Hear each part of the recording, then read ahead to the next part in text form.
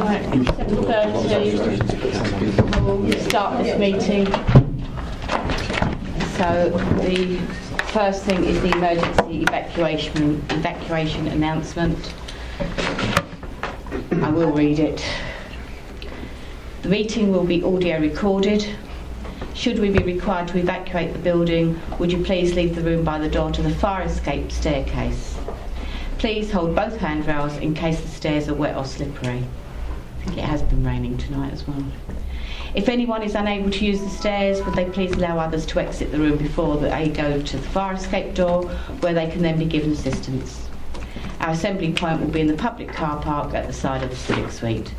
Do not delay your evacuation to collect any belongings, and please do not return to the building until given permission to do so by the council staff. Thank you. Apologies for absence. The ones we've received in the office are Councillor Milne, Councillor Black and Councillor Toby Mountain, who will be substituted by Councillor Mrs. Hoy. Yeah. Are there any other apologies? No. Any non-members attending? Councillor Lauren Shaw. Yes, thank you. Right, minutes of the meeting held on the 21st of June 2016. Do we agree? Agreed. Agreed. Item 4, to receive declarations of interest. Are there any? No.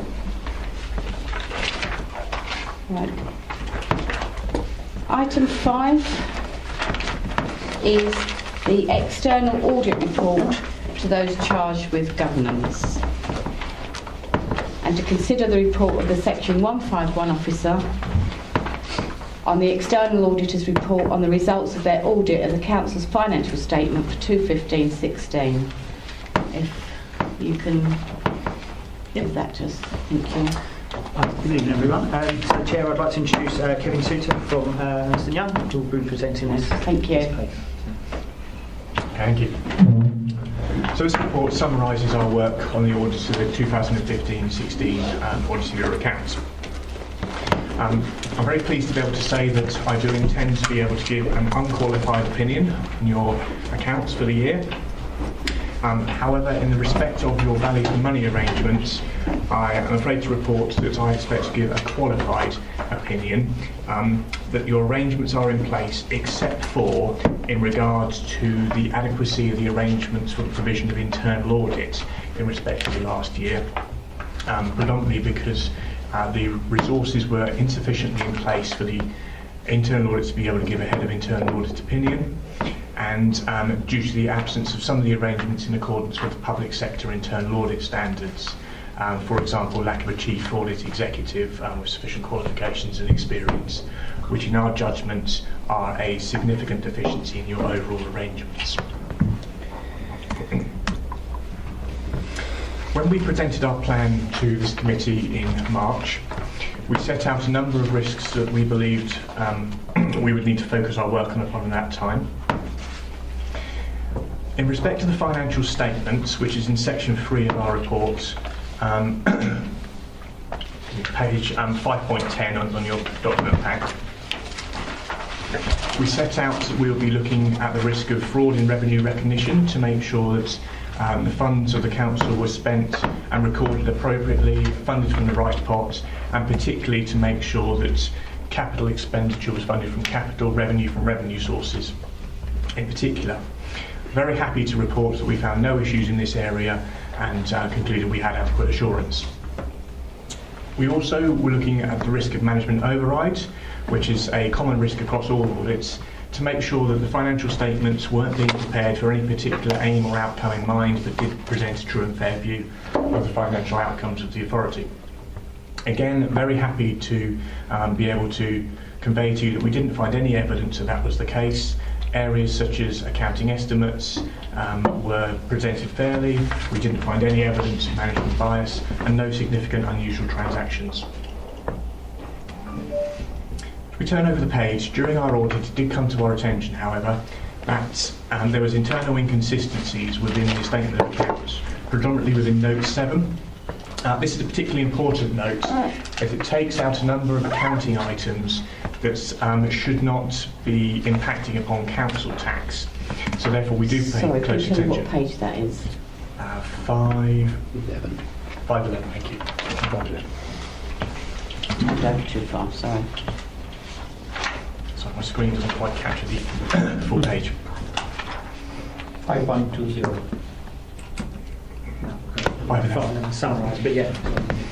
So we pay particular attention to this note to make sure the right areas are being charged to council tax and that items that should be excluded from council tax are therefore excluded. We identified some issues which management have corrected, and therefore those items are now correctly stated within your accounts on your next item.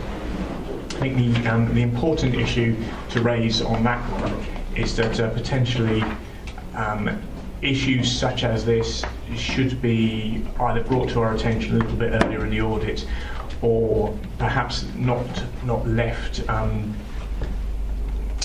for us to try and seek to resolve as part of it, and maybe an issue that management might seek to be increasing capacity or assistance earlier in the accounting process. Moving on and over to the page, we highlight a number of other issues that we identified, so observations or changes that we asked for management to make in the statement of accounts before you this evening, so it's on page 5.12. I'm not going to go through all of those in detail. I would be happy to take any questions on those you may have after I finish my presentation.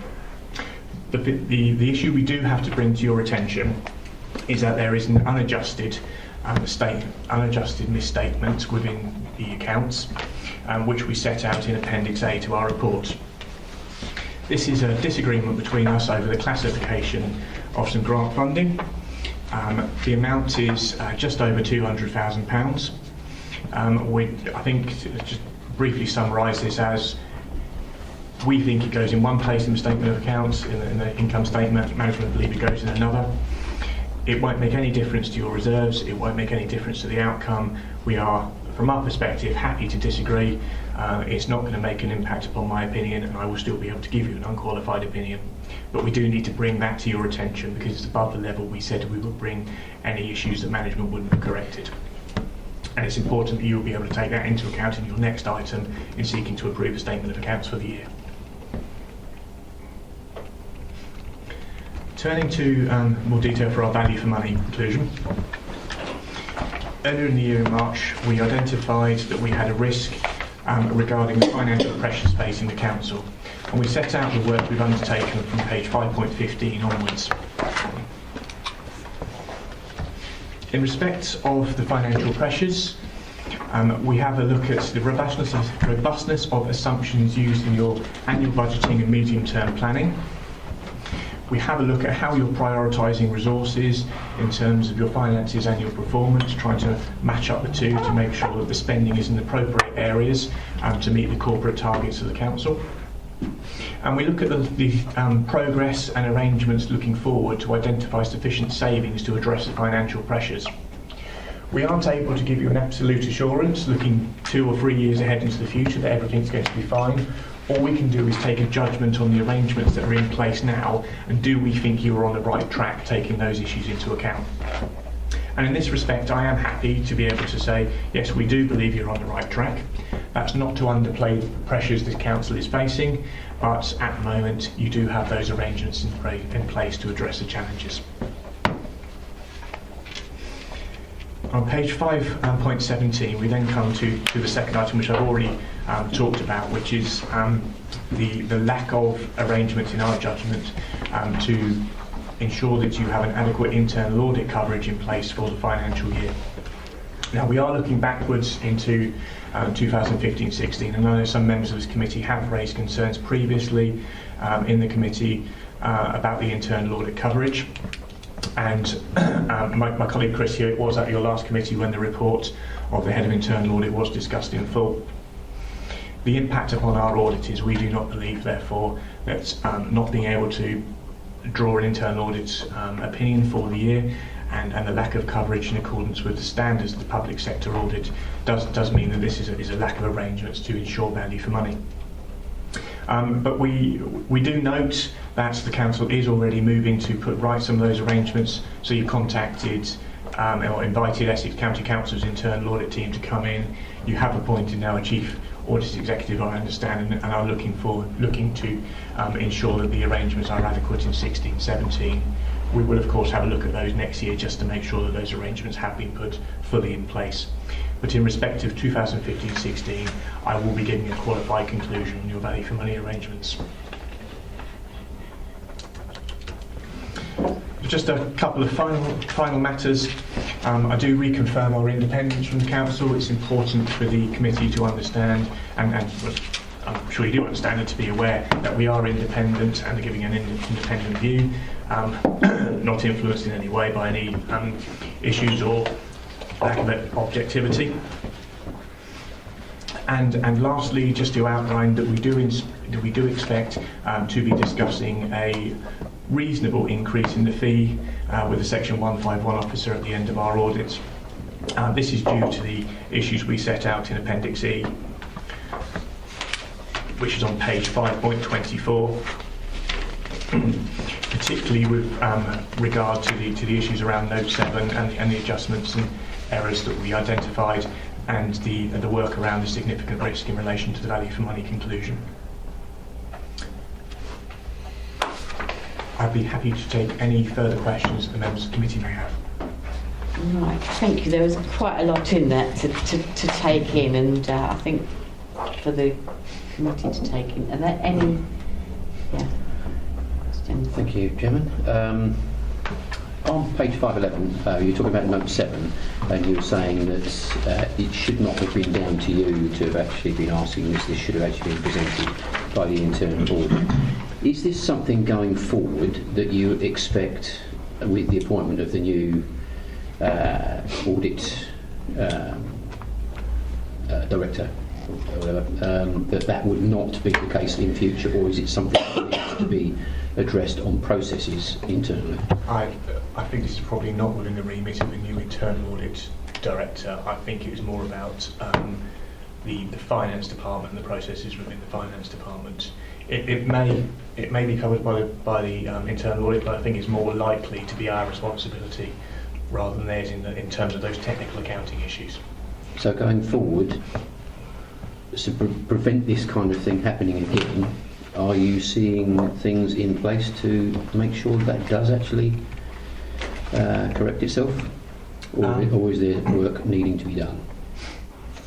We've only just identified the error and resolved it, so I think it's a little early for me to be able to comment on that. We've made our recommendation. We would need to follow that one up in our next year's audit. It might be more appropriate for me to see if your Section 151 officer might be able to add anything in that respect. I mean, I'll just very briefly explain how this came about. To be fair, it's if you this sort of issue would have been actually come up because we would have seen an imbalance in the balance sheet. But unfortunately, we had an almost exactly equal and opposite error. We had 400,000 one way and 400,000 the other, so they actually balanced out. So, from our point of view, everything looked okay. We followed our normal checks as we would have done normally. It was only once so Kevin and team actually started to dig into it, did they actually find one of the entries was wrong, and once you unravel it, did you see there was two actual parts that were wrong to it. Following the discussion with Kevin, we then went back to, obviously as part of the work that we get from myself as 151 from Essex, we got one of the specialist accountants in from Essex to come in for the morning to help us work through the issue, and it was sorted within a couple of hours. So to be fair, would it happen again? It could quite possibly. I mean, the chance of it actually being an equal and offset are fairly slim, but I'm not going to say it's not there again. But we do have obviously the resource as part of the memorandum of understanding with Essex under my role that we have got very specialist technical accountants there we can call on if need be. So I'm confident something like this wouldn't happen again, but I'm not going to say it can't, because I'd love to say all our accounts are always perfect, but they never will be. So. Yeah, so effectively you're saying this is just a one-off, rare. From my it's point not of view, endemic yes. within the system. Yeah, no, absolutely not. No. Okay. So. Thank you. Any other questions? Is there anything else you'd like to say of the in response to the external auditors? I mean, the only obviously thing, obviously we're disappointed that the value for money conclusion has come out as it has. You know, we do recognise there was it's not my area. I'll talk from an officer point of view. We do recognise there was a shortcoming in the internal audit function. You know, that's been put in place with Greg and team, and actually going forward, we think that's been bolstered significantly, and certainly from the work from the peer review. We'd had various conversations with Ernst & Young, with Kevin and Chris about, you know, whether they could do any more testing on their end to actually try and validate the actual the value for money piece themselves, rather than just relying on the head of internal audit's opinion. And that was the one question we could never still get to an answer to. Why would it have to rely just purely on the head of internal audit opinion, when actually would there not be any more testing that Ernst & Young could do on that? But then equally, I recognise the statement that says actually the internal audit function wasn't present in it, and it wasn't at the right size it should be. So whether that would actually be enough to swing it either way, that's I think this is something that has certainly been talked about in audit committee for some time, which is why the peer review came into place, and there were things put into place to rectify it. So, as external auditors, are you happy with the things that have been put into place to rectify it? To the best of my knowledge at the present time, yes. Right. We haven't done a lot of work in detail, but we are assured you are taking steps. And we will, as I said, we will come back and revisit that next year. But I would expect that the council has done sufficient, that this would not be repeated. Yeah. You probably aren't going to like this question, but it's because I'm not totally au fait with whose responsibility for which different role, so I apologise. But the comment about we couldn't rely on internal audit because they didn't have the staffing and the resources to do it. As our external auditors, would it not be your responsibility to then check that to see that that was okay or not? Is it not that is that not what we're paying for? It's the responsibility of the Section 151 officer to make sure that the arrangements are in place, obviously with the support of his colleagues. Effectively, we have now reported on this and told you that those arrangements weren't in place. As far as we were aware through the year, in the areas that we were directly relying on internal audit, in the financial systems, that work was being done. But as it came towards the end of the year, it was clear that with the inability to be able, and the results of the peer review, to make that conclusion, that the wider arrangement for the council, in our judgment, had a deficiency. So even though it was mentioned at previous audit meetings, that we were concerned that this wasn't in place, which you would have been at those meetings, yes. You didn't pick up on that. We picked up on it. We didn't believe at that time it was so significant. But it was. But it was. Councillor Hall. Thank you. If I could just follow up on what you were saying as well. I'm not sure it would be the responsibility of the external auditors. I think it's said the responsibility of Section 151 officer, around where we had some issues over Section 151 officers during the year, and our current one wasn't the first one, for instance. So that might have been an issue, but I'm really concerned that we as a committee, I wasn't on the committee last year, but I used the collective, highlighted the issue last year, and that wasn't picked up by our officers, or we didn't convey the seriousness, or the officers didn't understand the seriousness of it, is a concern to me, because this was something that was picked up by the audit committee. I think it probably was picked up, in as much as that's why we got the peer review, isn't it? So yeah, really fun answer that. So, and I appreciate that. So, just to say, sorry, I just feel that if it was picked up, then to say coming back again, it was very slowly picked up. It seemed a very slow and painful process. That's it. From what I understand, the timing would have been December. December this was raised. The peer review happened in January, February, and Greg was in place in April. So we couldn't have done this much quicker, to be fair. But it was recognised there was a deficiency, and the level of effort was put in pretty quick to get things resolved. But clearly what we needed was, say, a peer review to be able to tell us where exactly it was. It would have been easy to have said there is deficiency in audit and left it there. We sort of knew that coming in cold. I knew that. We had 1.5 to 2 staff there. We should have 3, 4, 5, it depends. But what needed to be done was an external view of that to say exactly what happened, hence the peer review at the time. Then the results from the peer review were digested. We had, maybe a week or 2 weeks of management decision, and then we engaged ECC to get Greg into place, Head of Internal Audit into place. So to be fair, I don't think there was a massive lead time. Certainly wasn't the full year, I guarantee you that. So there wasn't a lot, we'd rushed Greg in as quickly as we could, to be fair. So.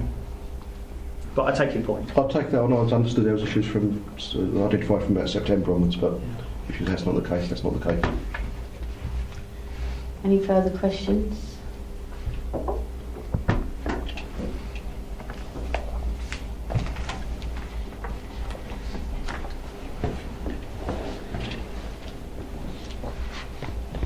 So if there are no further questions, the recommendation is, it is proposed that the committee resolves that the report be noted and that implementation of any action plans be reported through the audit process, and that the chairman of the audit committee can sign a statement as outlined in this report.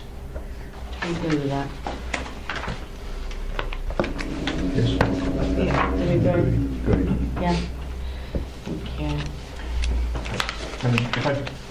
If I could just one final comment, I would still like to place my thanks upon the finance team for all their cooperation held during the audit.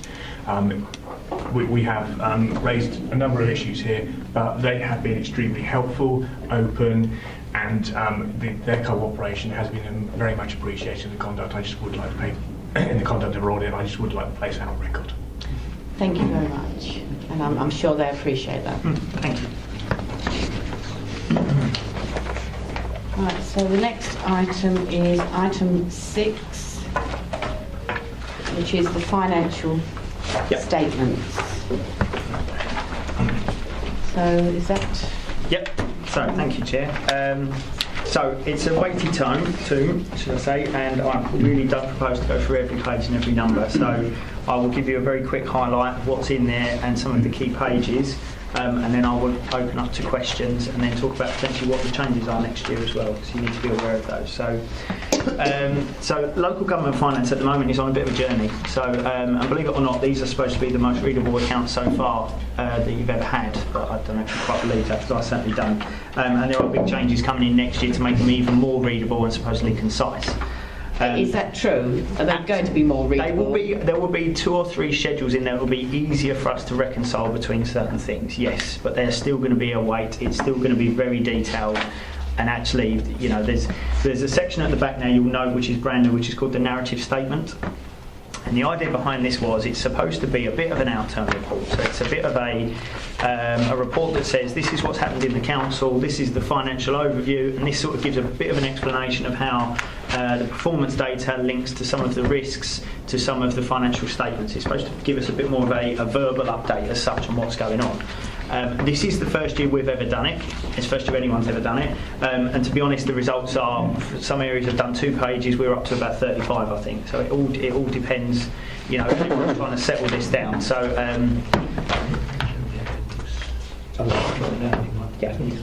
this is Appendix 1 in the report. And why I'm bringing it up, why it's key, is obviously in there is lots of different things together, and it does give a much more, hopefully a bit more of a flavour of what actually goes on. So just so you're aware of that. Obviously, if you've got any questions on that, I'll do those in a second. So, but if we come back to the front page of the report, it's the financial statement, and what we're actually presenting to you is a couple of key areas. So this is what we call the income and expenditure statement, the CIES, it's the balance sheet, it's the cash flow statement, and it's something called the MERS, the movement in reserves. The movement in reserves is quite fundamental to local government. And basically what this is saying is this is our accounts for the year, and what it does, it tries to link up all of the expenditure, the income, our council tax, business rates, things like that, with also things on our balance sheet, like depreciation, capital expenditure, various things. So what I can tell you, I'm very pleased to tell you, is we had originally planned to to have a general fund balance, which is basically the amount of money we have left, which is not ring fence, which we have left after council tax, and it's basically our savings pot that we've built up. So it is a reserve, but it's not a reserve we have for anything else. We had planned to have 1.2 million in there at the end of this year, and we ended up with a year with 1.175, a shortfall of around 35,000. So I'm reasonably comfortable with that, to be honest, on that sort of number. So we've, this year. But what we actually did was we'd underspent on our budgeted figures by about 1.1 million. So what we've been able to do is actually move that 1.1 million over to the reserves to fund our transformation programs and things like that. So that's more of the number you'll hear. So like I say, we managed to hit our general balance, which is, like I say, the savings, the reserves that we can spend on whatever we like, our rainy day money in effect, whilst also still putting lots of money into reserves to help us with our transformation programs and such. So. What is also important here is where are we? We also had the capital programme this year. So in 15-16, the capital programme had planned to spend 4 million. A big chunk of that was going to be on the waste vehicles, which was all spent back in the summer, and they're all in and running and have saved us an amount of money on our revenue budget, which is good. And then we have a bit of an underspend. And so we actually spent 3.1 million in total, and what that is split between areas that we just didn't spend on the capital programme, and other areas that didn't get spent in 15-16 that will be carried forward. So the biggest bulk of that is about 400,000 on the depot, as you'll be aware of, and there's about 30,000 on the pavilion, and then bits and pieces on some of the car parks around the district. Now, as you've seen in 16-17, our capital programme has shrunk considerably from these figures. So we've reduced it down to more like a £300,000 capital programme. So this was the last year of us really going out with a big bang to spend our money. 16-17 is obviously a much more frugal, prudent year where we're looking at capital maintenance versus building new things. So just so when you start to see that contrast. Okay. So like I said, our reserves are still looking fairly healthy. So we've moved from a position of 1.8 million as we started the year in 15-16. We ended the year at nearly 2.9 million. And these are things we call earmarked reserves. So these are reserves that have a specific purpose. The breakdown you see on page 6.4 was the breakdown as was in 15-16. For 16-17, we've reordered these and changed the names to actually give a little bit more flavour of what they do, because these are quite generic titles. So when you look at the 16-17 breakdown, you'll actually make a lot more sense for things like transformation. We've got things like legal in there, housing, stuff like that. So if you just have a look, we're not trying to hide things from you. It's just that's how we opened the year, so that's how we had to finish the year. So, okay. And then, like I say, so obviously reporting back on Kevin's position, so we had made a number of, so we produced the draft reports at the end of June. They have to be put on our website as our draft accounts, and then they're open for anyone to question and interpret. I don't believe we had any members of the public asking us any questions, do we know? And obviously then Kevin and team come in to audit us. Since then we've made a couple of changes, as Kevin has reported, based on the work that we'd done, and that meant that the figures the reserves are, as I've just explained, that we hit a 1.1 million in our general fund. Our original plan was 1.5 million, but we had incorrectly accounted for that 400,000, as we said. So it didn't fundamentally change what we had spent, it was just how it was accounted for in the reserves, that was all. So. Now I'll pause there at that point, because then we get right into the actual figures and the data, and I'll be honest, I'm not proposing to go through them unless anyone's got any particular questions, because it can be quite a hard look. Has anybody got any questions? It's not, it is and isn't, it's just really clarification around, find the right page number now, I think it's 6.36. Oh, no, it was 6.37. Okay. I didn't raise it, it was only after running through it earlier. I might have raised it earlier if I realised. Okay. We have, on page 6.37, towards the top, we've got the details of the, exit packages, they're yes. called. Redundancy in the old vocabulary. We've got £150,001 to £200,000, 2 people. Yeah. Obviously it was 298,000 £1,557, which comes out one person must be less than 150. I understand that there was 13,269 added onto it. Yeah. However, if you look at the one below, it was added on to the head of legal and estates and member services, which meant the head of environmental services, which must be the only other person who could be in there, presumably is the 140,000. I'm going very quickly. I know what I'm talking about. Okay. So Yeah, I'm trying to follow 171, you, sorry. 431, He's talking accounts, Leland. and the 140, 396 add up to 311,827, which is the same as the 298,557 in the table above, and the 13,200 bar £1, Yeah, which yeah. I'm. So I believe that we should have only one redundancy under the 150,000 and £1 to £200,000, and there should be another band which is missing there, which is 120,000, £1 to £150,000 of another one individual person, because one of them is under 150,000. The 140,396. Yeah, I'm seeing where you are. Let me just look at that. So you know the numbers. Sorry, excuse me, just... Sorry, I would have raised it earlier, but it's only, okay. I was going to run it through again tonight, and it just Fair point. flew out at me. The reason for that was actually we did highlight it to our external auditors, but because he reported that in the previous year incorrectly, we had to continue that this year. That was, he didn't want to change. It was reported last year incorrectly, I think. It's reported this year incorrectly. Yes. So does that mean in perpetuity we report it? It's the last year figure you're talking about. No, It's sorry, 1415, isn't it? Yeah. 1450. Yeah. clarify. We would have to show it as a restatement in that table, yes. Yeah, which you've said you've restated it anyway, but it's not been We hadn't picked restated anyway. Yeah. But if you're restating it properly, it should be Yeah. corrected properly. Sure. up.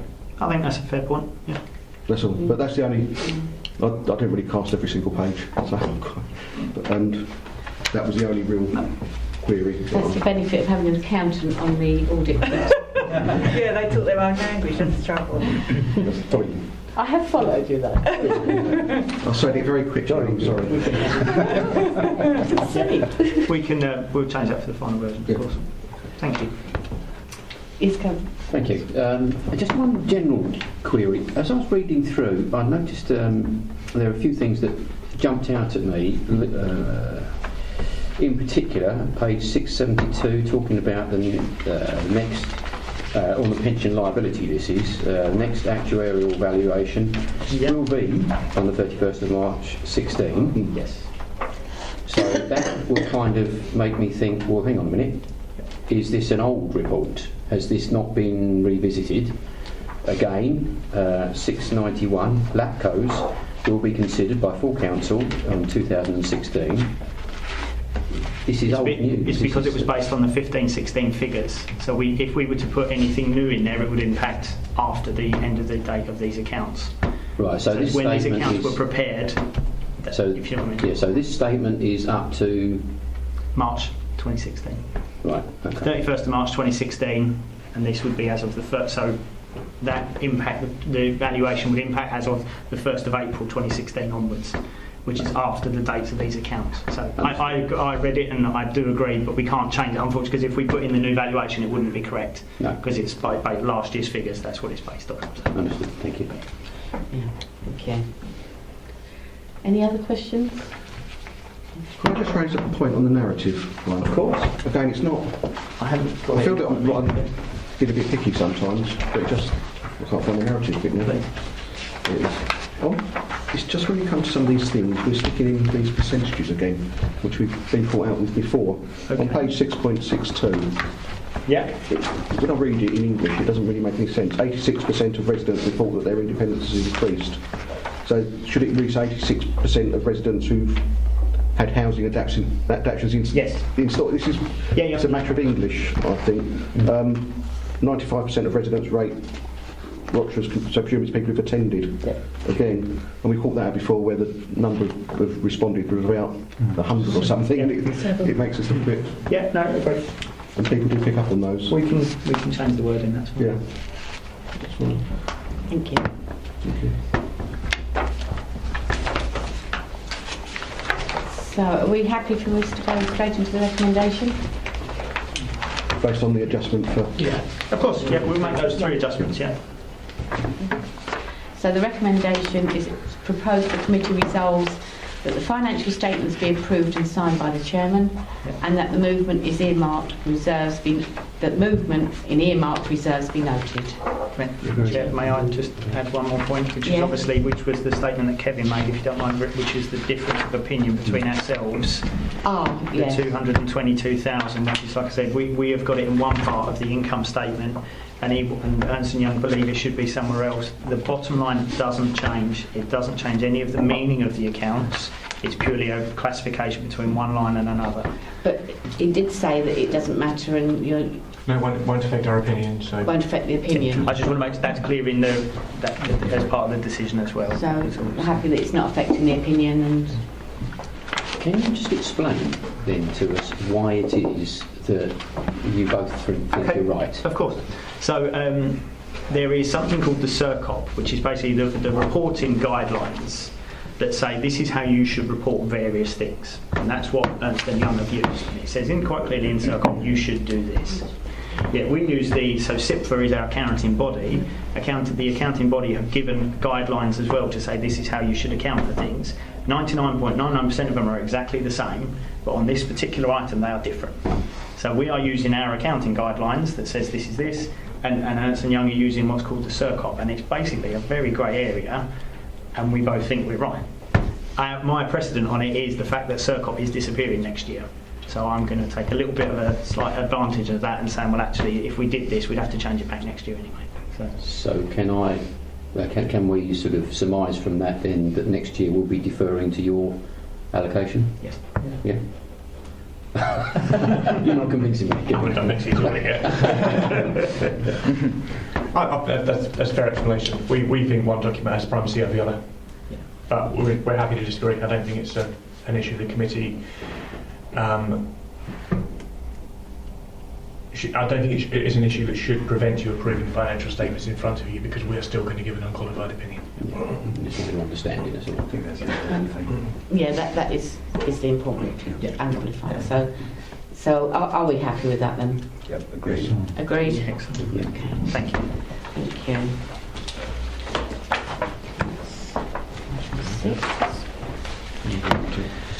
Item 7, new arrangements to appoint external auditors. So that is to consider the joint report from the Section 151 officer and Assistant Director, Democratic Services, on new arrangements for appointing the Council's external auditors. So you're going to... Thank you, Chair. Yep.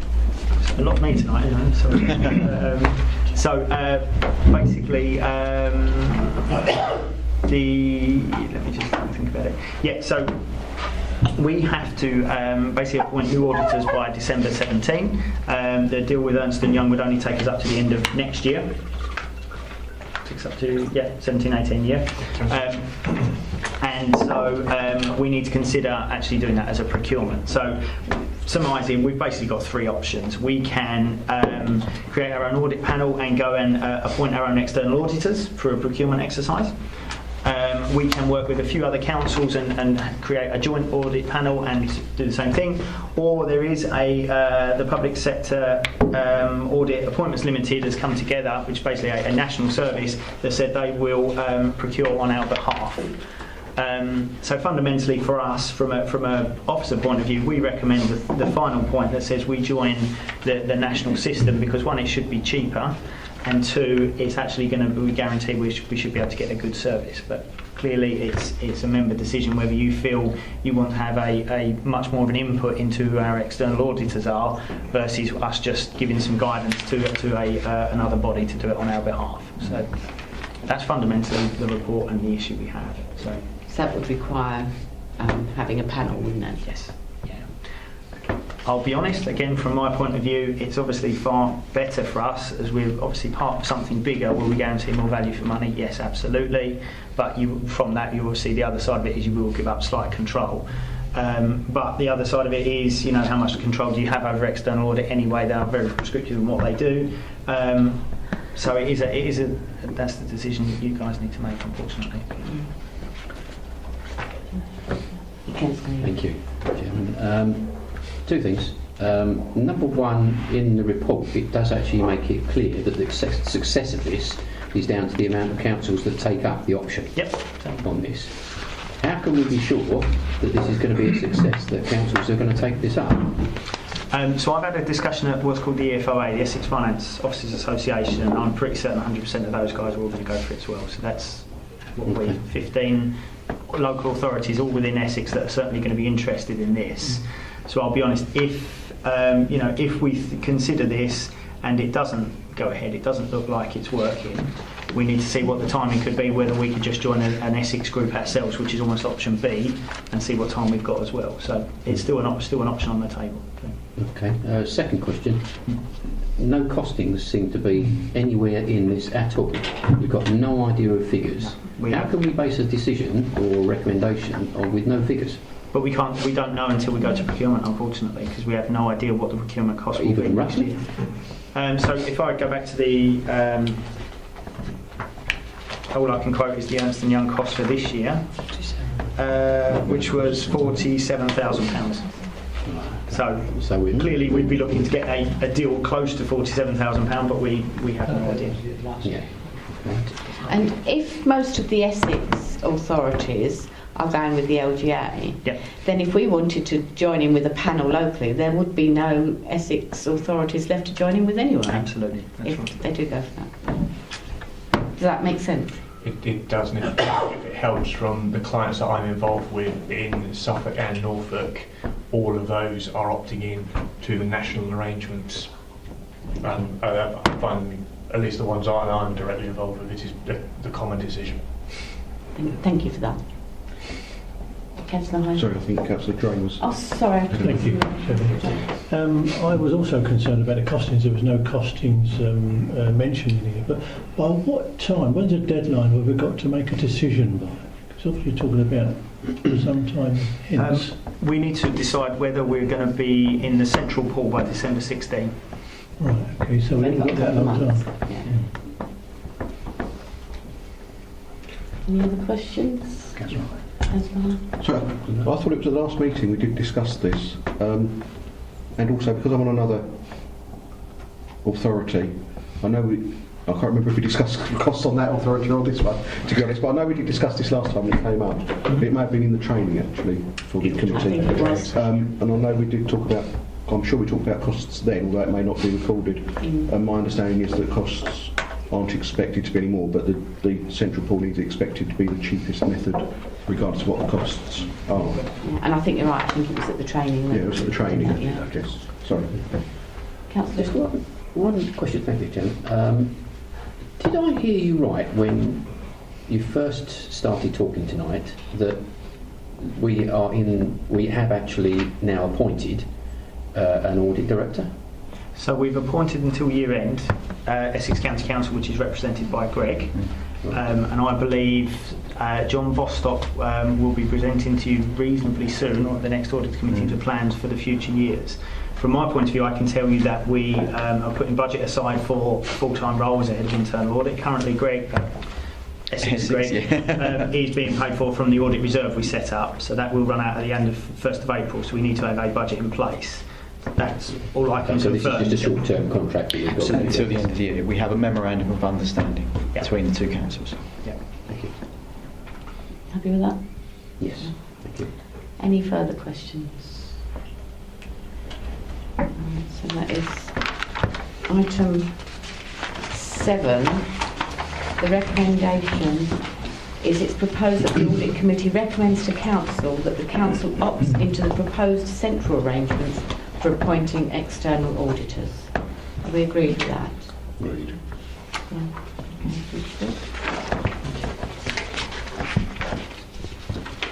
Right, item 8. That is another one from Mr. Manning. Review of the council's corporate risk management and registers. Yeah. Give me 2 seconds.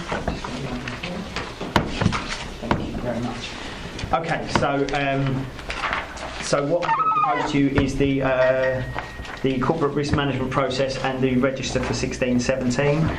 I'll draw your attention to the fact that this hasn't changed hardly at all since the process for 15-16, and I'll then update the specific changes on the actual register. So the process, the framework was put in place last year from my predecessor Denise Murray, sort of led this through.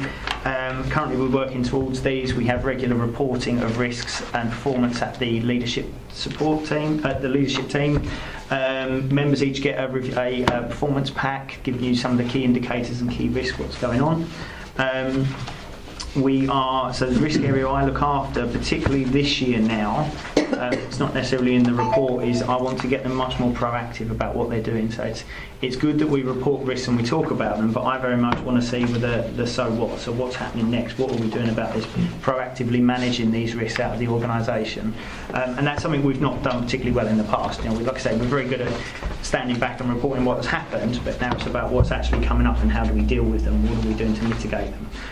So that's very much stuff that the guys in my team are working towards now, with some updated reporting we're doing, and then much more like a business partnering type role with the organisation and with yourselves.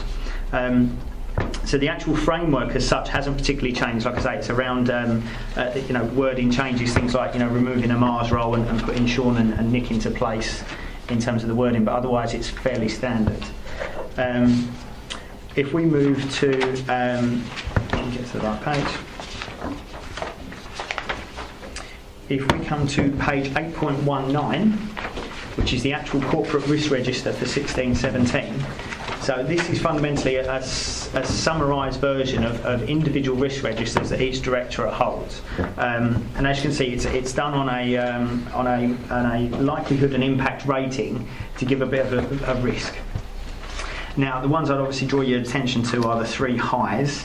The first one being there is a serious food or health or safety environmental incident which the council is culpable. Now, I believe that's been raised as an issue before, and hence we've kept it as high because it is something that is very, taken very seriously by officers and members alike. And that work continues on that through a number of food interventions, food inspections, and things like that to make sure that we don't fall foul of this. The second one being the one that I've actually changed this year, and that's the risk to actually producing a balanced budget and an MTFS, or a future finance strategy that actually we can fund ourselves. It's become apparent that we still have a gap in future years, and that there is a risk there that we're not going to achieve that. So therefore, we need to rate it as high as it, and it's quite likely. Well, not quite likely. We've got the right processes in place. But if we get any more sort of financial shocks, that the council is going to have to do something fairly drastic to try and meet some of those challenges. So it needs to be as a high risk, and it'd be a big impact if we can't. So, and then the final one, which has been around already, which is the inability to recruit and retain staff, and to keep them. So as you know, we are lean at the moment. Our staffing levels are very lean. As you know, we are working very well under the pressure. But obviously that pressure is there for staff. So what Sean has put in place at the moment, he's doing a bit of a stress review of each of the directorates and asked us to come up with where are our staff particularly overstretched, where is there any motivational issues, where have we got any demotivating factors, things like that, so we can actually start to see as a leadership team where we've got potential issues with staffing. We're also going to start implementing much more of any exit interviews of staff that do leave. Obviously we do review our long-term sickness quite closely as well. So all these things are in place to try and mitigate that risk, but obviously it is still something that has to be considered and is worried about. So I'm going to pause at that point. Any questions on that? That's the high. Sorry, I'm never very happy with risk registers because I never agree with risk. But I bow to experts will know, and I think it's very wide ranging. I think sometimes you need to look beyond it. I do have a query on page 8.19 in respect of our audit report. Item 12, value for money. We've got a likelihood of 2, but then we've had a qualified audit report on the base of it. Can we justify 2 or should it be 3? It still comes out as medium, to be honest. So, but I think perhaps we should be a bit more. Yeah, if we had a qualified audit report, I just think it should be recognised in the risk register. I think my interpretation of this from our perspective, we do consider the council corporate arrangements. Item 12 is talking specifically about procurement. Right. Okay. We didn't identify any concerns around procurement. Oh yeah, it says procurement, so that's fine. From our perspective as auditors, I think it's still consistent. Fine. Thank you. Thank you. Good answer. Thank you for that. One, please. Thank you, Jim. Page 8.21. We've already got a very good explanation of the issues that we've got over the food, health and safety. What I'm a little bit concerned about is under your listing there, we've got quality of controls is poor. Yep. What's being done about that? I mean, surely, the risk is high. Yeah. Surely the action should be responsive to that. It doesn't sort of seem to equate, because if we recognised it as being high, but we see the quality of the controls as poor, surely must be something happening about it. Well, there is. I'll be honest, I can't answer specifically because it's not an area I'm as close to as I should be. But it's a recognition that there are poor levels of control, and therefore that's something we need to address. So that's what and it's been addressed. Absolutely, yes, certainly. But what I can't do is give you specific examples at the moment, I'm afraid. But I can bring that back. I think my understanding of that was the again lack of staffing to do the inspections. That was mentioned before. We're back to the problem we raised with lack of staffing with audit before. So would like to have it, from my point of view, have it noted that we would like to see that addressed for next time. Does anybody, do you agree with that? Yes. Yeah. I can ask Louisa to prepare a paper on it, either circulate it around or for the next committee, however you would like it. Because the same, my understanding was it was lack of staffing, but that was previously, and if we've still got lack of staffing or not enough to do the inspections, because that is a very serious reputational risk to. It's a reputational risk to our council, but it's also a very serious risk to our residents, and I think it should be addressed. If I may, Chair, I'm aware at the moment that Louisa is leading on an internal restructure within her team, so I think as part of that restructure that is being addressed, staffing numbers and relevant officers in relevant roles. Well, perhaps it just could be noted that from the audit committee, we've noted that, and we would like something done about it. Just to add If that, that's possible to do that, Yeah, certainly, yes. this year's annual audit plan, internal audit plan, does include an audit of this area, linking, because our audit coverage is directed towards the risky areas. So in Q4 you will receive an internal audit report which will provide an independent opinion upon the progress being made and the strength of controls in place. So that will be, in addition to the Assistant Director's report that you've requested, another layer of assurance which you can take into consideration. Okay, thank you. Okay. Oh, sorry. So just a quick follow-up question. You mentioned the work that Sean's doing, looking at staff morale. Yep. I was just wondering, is that an issue within the local authority then, or is he just doing it just in case? There's probably I'll be honest, there's two sides. Now, Rochford District Council has gone through significant change over the last few years, so I think it'd be naive for me to say everything is fantastic and morale is amazing. But the changes have happened and they've settled now. To be fair, there hasn't been much overall change in the numbers. So I think everyone's finding their new way of working different, and I think most people are fairly receptive to that. Like I say, Sean is leading this piece on the stress specifically, but then there is also another work stream as part of what Nick is doing as part of the business plan, which is around people and culture change. So it's about how do we also change as an organisation to be much more flexible, get people out of their silos of this is my job and that's the only job I do, whereas actually we're 150 staff, we are so few, we have to be able to flex across. And I think some of the staff, to be fair, are welcoming it. Certainly some work Matt and I are doing in finance are really welcoming that, taking people out of silos and moving them around. So I'd like to certainly say from my world, I think it's fairly good. Whether that's reflective across the whole council, I think it'd be presumptuous for me to say yes. So. And will we get a sight of that report when it's done? I'll talk to Sean and find out where he's intending to put it. Yes, thank you. Yeah. Anything else? So it is proposed that the committee resolves that the updated corporate risk management policy and framework be approved, and that the content of the corporate risk register for 2016-17 be noted. Agreed. Agreed. And add that, if we can add that about the food safety. I'll talk to him tomorrow. Yeah.